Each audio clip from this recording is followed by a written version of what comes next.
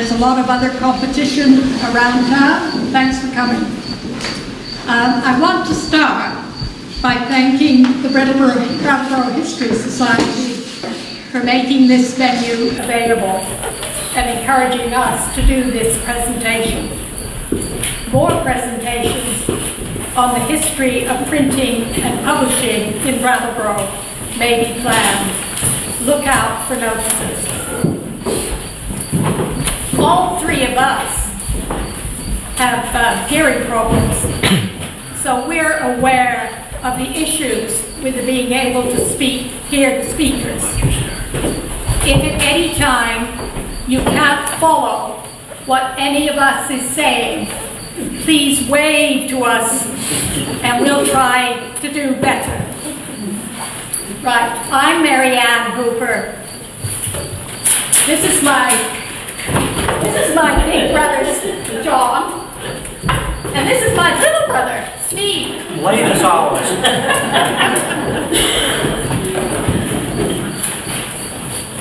The three of us are probably all here tonight because each of us has printer's ink flowing in our veins, thanks to our parents, John and Marion Hooper. John spent most of his career in the newspaper business, starting in advertising and rising to vice president in the Gannett Newspapers Corporation. And after our parents died, it was John who started collecting more of the books of their Stephen Daye Press. Steve is a professional photographer, and for 24 years was photographer at the Keene Sentinel until he retired. He continues to take photos and to teach photography. I started a newspaper career as a reporter for British newspapers, local newspapers, but I switched to social work. I continued to write and sell articles in my spare time. And I have recently finished a book which is fairly certain to be published by the Nevada University Press. Do please take one of the flyers over on that table. Thank you. And I'll turn you over to John. Thank you, Marianne. I have to, before I get into the formal presentation, I've got to tell a story on the three of us. Just late this afternoon, we were going to get a bite to eat. We stopped in the Royal Diner and went to a booth in the back there and ordered and so forth. And we see each other once every 3, 4, 5, 6 years. So we have a lot of catching up to do in this short time. So here's how that conversation went. Huh? Speak up? Come again?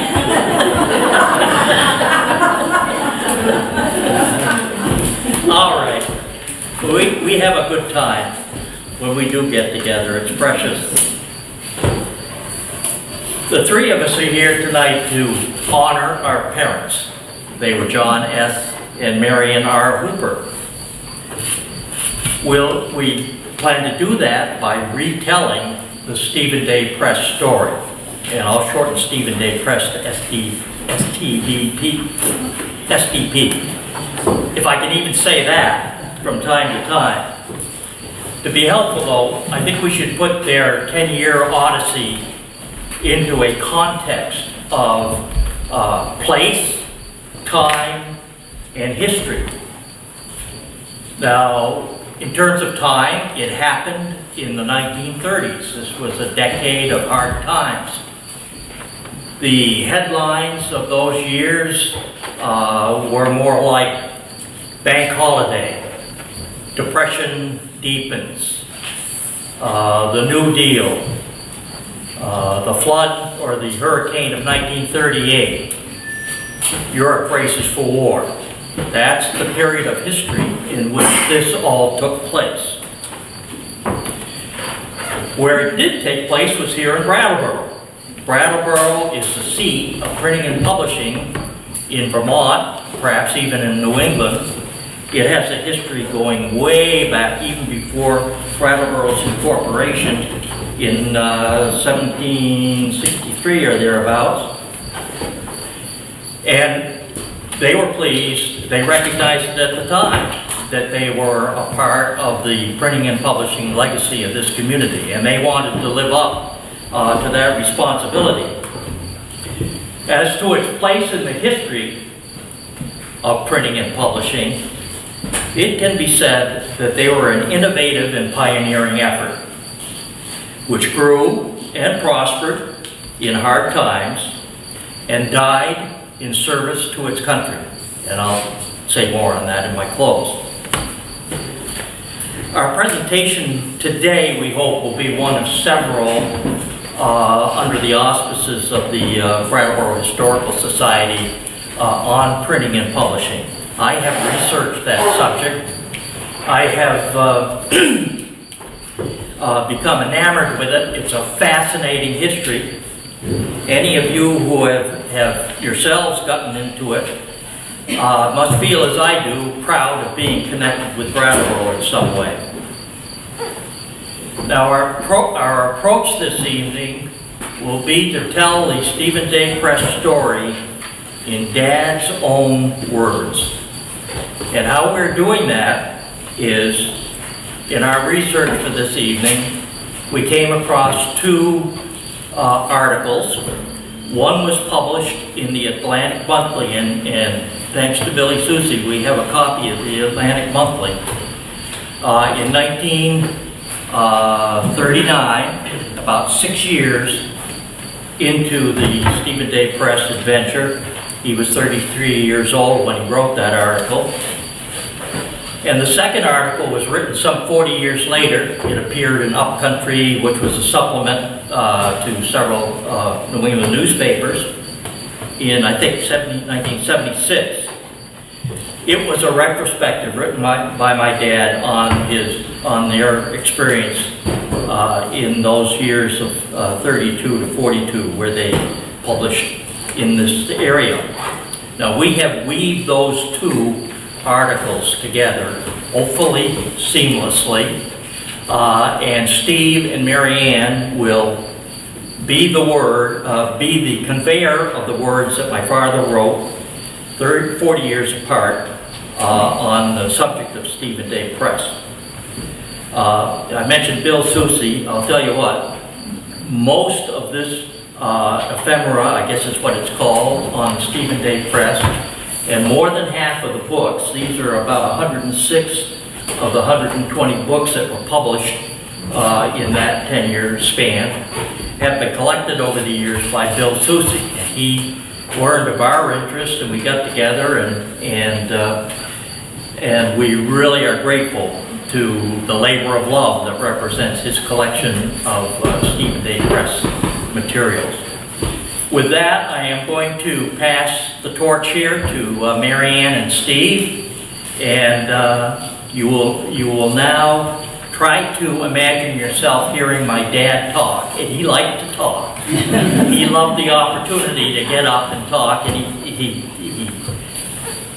he was a writer, not necessarily a speaker, but don't suggest that to him. Okay. Marianne and Steve, you're on. Thank you, John. In Dad's own words, in the dismal fall of 1932, I was selling school books. This was as near as I had come to a dream which so many college seniors have of editorial chairs. The Depression had set in far enough to make any change seem to have possibilities. And when the opportunity came to try to salvage a year-old publishing business in Vermont, I rushed hopefully in. The label Stephen Daye Press had previously been used by the Vermont Printing Company in its fine typography department, directed by Rest Orton. The name itself exuded antiquity because Stephen Daye was the first printer to Harvard College and had printed the first newspaper in Vermont. His original press is in the Vermont Historical Society's exhibits in Montpelier. My total work experience had been 4 years of selling school books. I knew nothing more about publishing other than what I had learned from the sales letters of the district manager of a textbook house. But this did not dampen my enthusiasm to see how it felt to swivel among manuscripts. We moved to Vermont, my wife and I. We occupied the editorial chairs. There were 2 of them, one on each side of a big desk.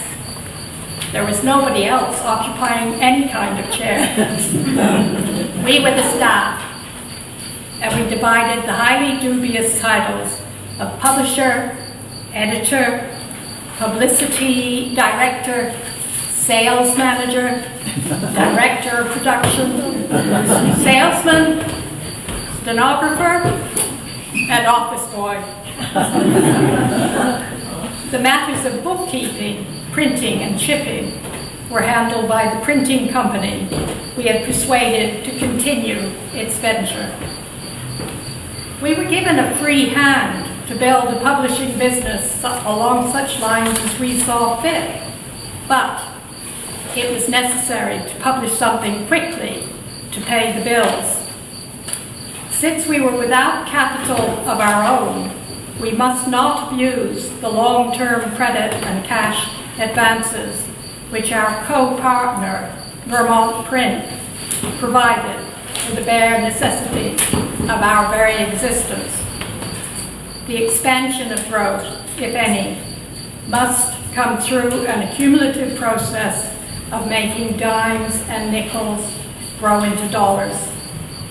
I had written a manuscript on teaching poetry, which I'd been unable to sell to any publisher. But here was something to peddle, so against my better judgment, I published it myself. While the book on teaching poetry and the school readers sitting on the shelves from the previous year were serving as temporary providers, a definite publishing policy was in the making. I built a fence around our approach, which has kept us in bounds ever since. I felt I knew a good deal about New England, both its places and its people. I certainly had driven over enough of it selling school books. So why not sell books about New England? If the subject was interesting, it might not matter how little was known about the author. I could choose the subjects and then look for the right person to do the book. It was an untried formula, but it might work. The formula, fruit of necessity, was simple. Marion and I jotted down all the New England subjects in which people would most likely be interested. The obvious ones, such as covered bridges, old houses, antiques, scenic places, and country homes. Then we started inquiring among our friends and acquaintances for names of people who were even the slightest way fanatics or authorities on these subjects. With the first likely name in my pocket, I was off in hot pursuit. This first chase took me ultimately to the top of Mount Washington, where I was after the story of the first year-round occupation of that mountain by anybody since the middle 1800s.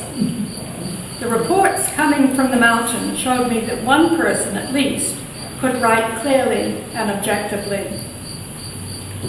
After about half the manuscript was in, a publication date was set, and announcements were sent to the bookstores. Time slipped by, and the book was still far from finished. Finally, in desperation, I begged him to come down off the mountain and finish the book in our office. For all of one day, the 2 editors, that is John and Marion Hooper, literally stood over him, trying to find an end somewhere At 5 o'clock, we went down to the street. "My God," he cried, "my wife! I'd forgotten all about her." She'd been left sitting in the car early in the morning, and our author had completely let her pass from his mind. Fortunately, the book, Mount Washington Reoccupied, had been brought out just before Christmas. And we sold 1,682 of the 2,000 copies printed during that holiday season.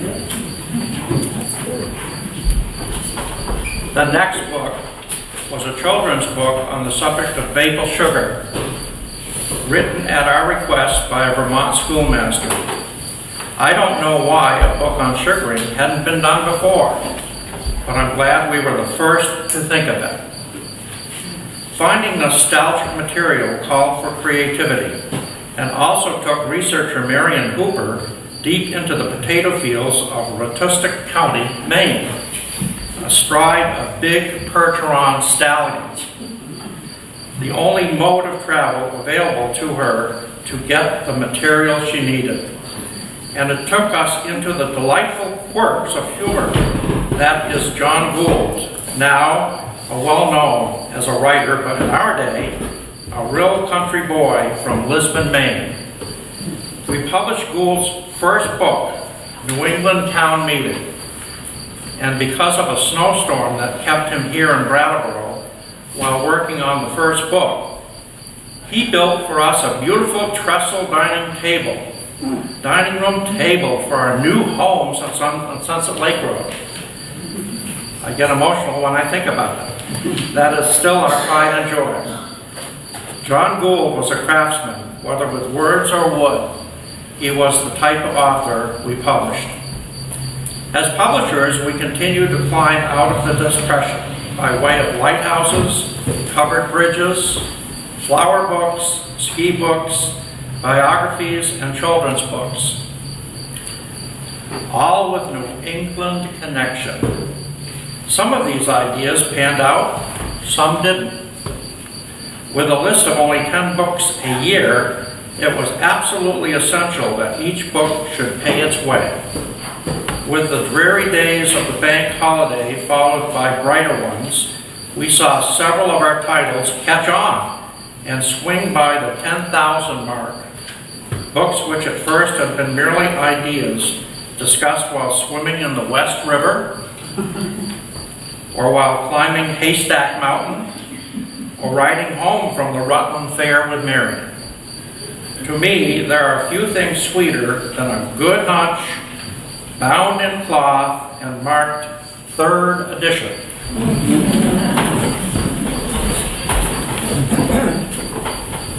Marion and I, in the early days, continued to do it all as the only full-timers. Sales, for example, was my responsibility. When you think about it, Stephen Daye Press is mostly about marketing nostalgia. So perhaps this sample of a sales call will illustrate our approach. Assume that you have several $1,000s invested in your fall list of books.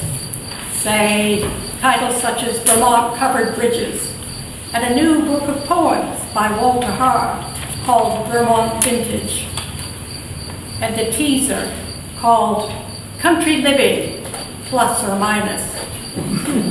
You hope to recover a good slice of that money you've already spent in the pre-Christmas bookstore business. So you dig out your old wombat fur coat and board a train in Brattleboro for New York. At Macy's department store, you join a bevy of book salesmen in a hot waiting room. You keep your warm wombat coat on for a reason, horribly uncomfortable though you are. 1/2 hour later, your turn comes, and you face the Macy buyer. You, still in the brown and white spotted fur peculiar to wombats. "I'm up from in Vermont and would like to show you our latest Stephen Daye Press books," you murmur through the perspiration. "Good grief," says Mrs. Buyer. Did you come all the way down from Vermont? Let me see your books quick before you melt. And then follows an order for perhaps 500 of the assorted titles, and a few from the backlist. In 1935, we published Lighthouses of the Maine Coast. Robert Sterling was the assistant keeper of the light. During a visit to Portland Headlight, I was amazed as he pulled dozens of handwritten pages and photos from an old desk, which he had been saving just in case. Being an old salt, he was a natural storyteller, but he was neither a good speller nor grammarian. Over the next several months, our small staff, now including Ruth Hard, daughter of author Walter Hard, struggled to rewrite the Lighthouse saga without destroying it by over-grammatical indulgences. One of the biggest pleasures we got in the mining of this nostalgia was the inadvertent compliment we got from a now famous author whom we had persuaded to write the introduction when the book was finished. Robert Sterling, he said, writes an honest, plain style, and he is wise in letting many of his friends in the profession tell their stories in their own way and not allow any female censorship of their colorful idioms. Little did he know how much he was praising the idiomatic style of Ruth Hard and Marion Hooper.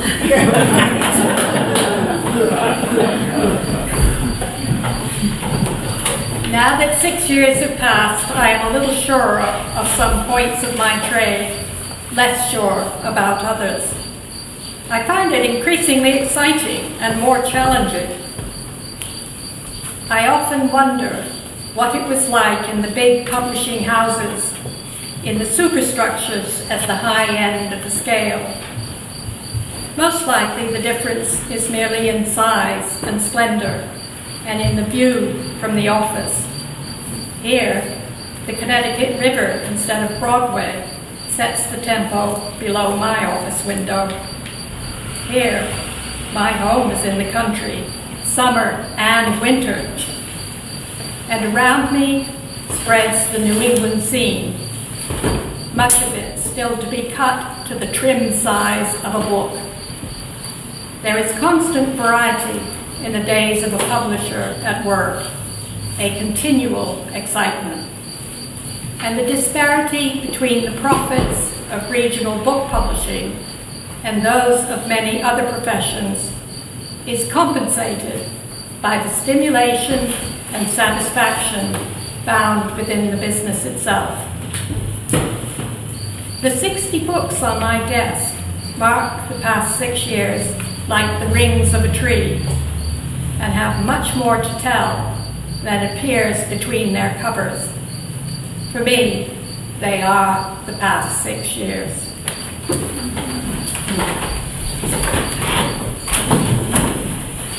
Thank you, Marianne and Steve.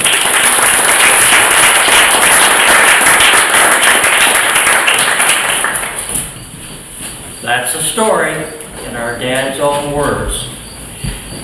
I mentioned the word prosper in my opening remarks, and prosperity is mostly in the eyes of a beholder. As Dad said, they started from scratch. They managed to pay their bills, but they absolutely loved what they were doing. As the decade came to a close, however, there were several events that conspired to alter the course of their lives. First and foremost, I might add, was my birth in 1939. Secondly, Dad's fondest dream from college on was to sit in an editor's chair with that responsibility just of being an editor. The prospect became real when an editor's job opened up at the Brattleboro Reformer. Now, when he went over to the Reformer, I believe it was in 38 or 39, my mother ran the whole enterprise. She was chief cook and bottle washer of the whole thing. And then I came along, so you could see things were getting a little sketchy.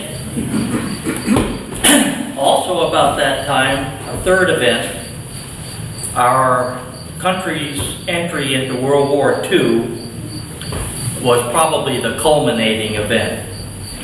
Dad was commissioned a second lieutenant in the Navy. He was a counterintelligence officer. His job was finding and catching spies, German spies in the Northeast, and he did so. And he has some wonderful stories to tell about that I'll digress if I go into them. But in any case, he was off in the war.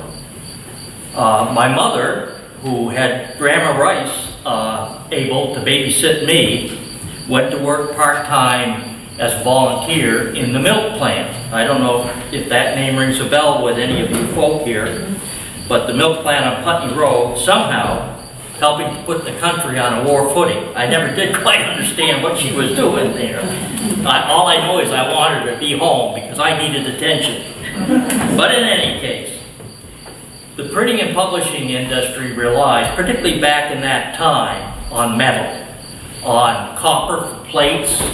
This is a plate from Life on the Connecticut River, copper plate. Also on brass for type, molding type, and lead was what was molded in the type. So, a lot of metal. And Uncle Sam made the call for scrap metal. All these events conspired to prompt a decision to put the enterprise on hold, contribute the metal to the war effort, and serve our country. Now, after the war, time moves on, and they were ready to move on. Dad, full-time editing the Reformer. Mom becoming a homemaker and raising a family of 3. They could and did, however, take pride, in retrospect, in the Stephen Daye Press years. They were first to pioneer a book publishing enterprise anchored to a place, in this case, New England. All the other publishing companies up to that point in time were anchored in authors or a stable of authors, departments, fiction, nonfiction, travel, whatever. No one was fixed on place, New England. They were the first. It happened right here. They were the first to trade on nostalgia as integral part of their strategic approach doing to publishing books. They focused on authors, on old-time values, on emphasizing craftsmanship, rediscovering earlier lifestyles and art forms. Just perusing of the titles of these books just tell you the story that nostalgia was a major strategy. It started here in Brattleboro. Now, I want to give a particular tip of the hat to my mother because we did spend a lot of time reading my dad's words. But she produced all by herself. It was her own project, Life Along the Connecticut River. She conceived the idea, being her own boss, she could do whatever she wanted. And the concept was to publish lots of photographs with captions and a limited amount of text to put it in perspective or context. And this too was about place. It was about the Connecticut River Valley from the Connecticut Lakes down to the ocean. Okay. So this sold for $3.75 in 1939. If you were to go on Google and look for a copy of this book, which I have done, if you were to find a book for sale, now this has been out of print for 75 years, right? If you were to find a book with a dust cover that was undamaged on it, and many of these are undamaged dust covers, not on this one though, it would cost you hundreds of dollars to buy that book. And while some Stephen Daye books sell for $10 or $15 or $20, there are a lot of Stephen Daye books that sell for over $100 today. And they've been out of print for 75 years, most of them. She may have produced with that book the prototype for what we now call coffee table format. Think about it. The first iteration of this particular format was Life magazine, which published first in 1936. Lots of pictures, captions, big format. Remember that? She might have been inspired by that, I don't know. But she certainly adapted that approach to book publishing and created the Life Along the Connecticut. It has had an enduring life. It's still collected, and that was my mother's from start to finish. Finally, I'd like to suggest, I'm not sure what time it is, but it's got to be beyond time.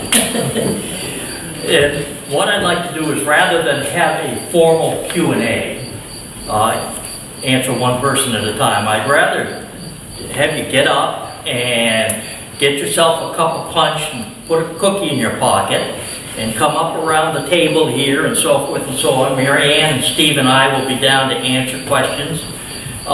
Three of us can answer more questions than one of us can at a time.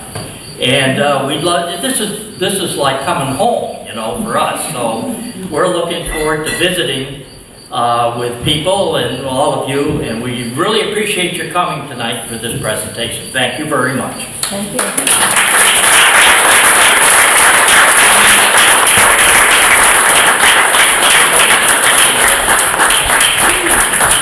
While they're popping the cork on the champagne, is there a quick question I can answer from here? Yes. Can you explain the connection between the Reformer and Vermont Print? Well, can I start with Vermont Print and Stephen Daye Press? Vermont, yeah, okay. Vermont Press started a book publishing venture, sort of on the skinny. Brett Thornton, who was a typographer, I know who it is. was put in charge of that. He got a couple of authors, a couple of books were published. That didn't look like it was going to work for Vermont Printing. I don't know how much longer Brest worked for Vermont Print, but he subsequently went to Weston, published Countryside Press or something like that up there. And so he was out of the picture, my folks were in the picture. Now the connection between Vermont Print and the Reformer is that my grandfather, Howard Rice, and Charles Crane, or Ephraim, can't sure which right now, but that same generation started the Vermont Print, okay? In 1913, my grandfather started the Brattleboro Reformer, and they had an amicable parting. The Crane side of the family, then Jim Irish, who married a Crane,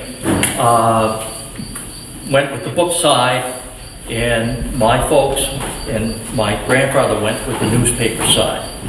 So that's basically the connection between them there. Yeah. Does that cover it? Thank you. Yeah, you're welcome. Yes. Could you explain a little bit about Bill Soucy and his involvement did he work for? Well, you know what? I'm going to ask Bill Soucy to explain himself. That's not possible. If Bill would mind. Because I really don't know what the motivation was, and I'd like to hear it myself. I moved to Brattleboro in 1969 and worked for Vermont Printing Company. And I became interested in Stephen Daye Press at that time and started the collection. Any more you need to know, or? Anything you want to say? Oh. It's great. And I'm still a printer. Wow, okay, great. Thank you. there's a lot of intertwining of history and families in the printing and publishing business in Brattleboro.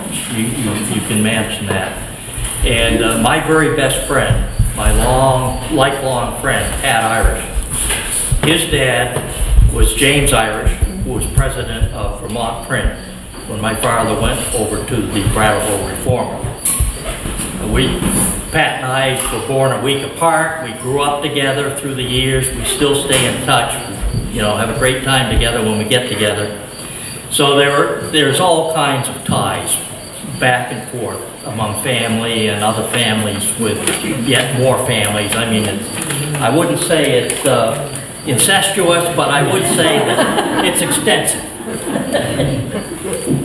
Oh, yes. My sons and I were wondering if your father is the Johnny of Johnny Jump Up. Yes, yes he is.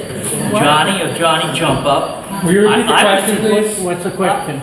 Repeat the question, please. Oh, repeat the question. Was my dad the Johnny of Johnny Jump Up?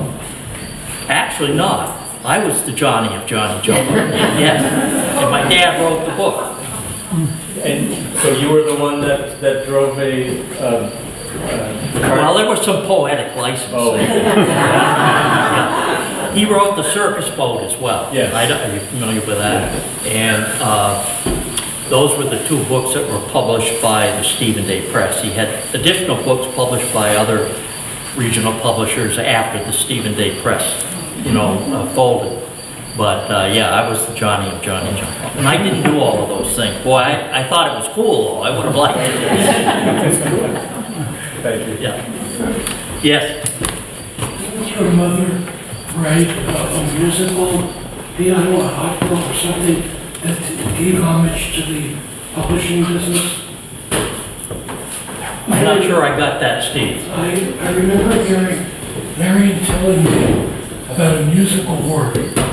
Oh, that yes. She composed, or maybe she wrote the words for work with a musician. Can you tell us the ballads? Yeah. Let me tell you that. From about 1961 or 2, my mother became bipolar. Back then, we called it manic depressive. And she had very high highs and very low lows. And Steve was growing up at that particular point in time, and it was a tough period of time for the whole family. She was able to get treatment. A British treatment was used experimentally. At the time, lithium was not available here in the States. She was the first patient in the States to be licensed to use it. And that took care of it. So she was, it took her 5 years to get to that point. But from then on, she was perfectly normal. But when she was in a manic phase, she did some absolutely crazy ass things, I gotta tell you. They were really unbelievable. And one of the things that she did do was to create the Ballad of Vermont. She has no musical experience whatsoever. But she, with the help of the Moise family from Marlborough College, many will remember that name, sat down to music, and she wrote the words, and it was adopted by the legislature as the Ballad of Vermont for its sesqui or whatever it was, 300-year anniversary or whatever it was. Where did that come from? So she did a lot of these very creative things. Some were positive and funny, some weren't. And she has written about it in her own words in a book called Life is a Sheltering Tree. Some of you may have been, what is it? Friendship is a Sheltering Tree. Some of you may be familiar with it. So she has written her story. That's her story in that book there, and that was written in the 70s. Steve Brooks edited it. And I don't know if it's still available or not, but that's a story. I think the Ballad of Vermont was also in commemoration of the 20th anniversary of the Marlborough Music Festival as well. Okay. And that was another milestone. Yeah. Good. I'm thirsty. Thank you very much again. Thank you.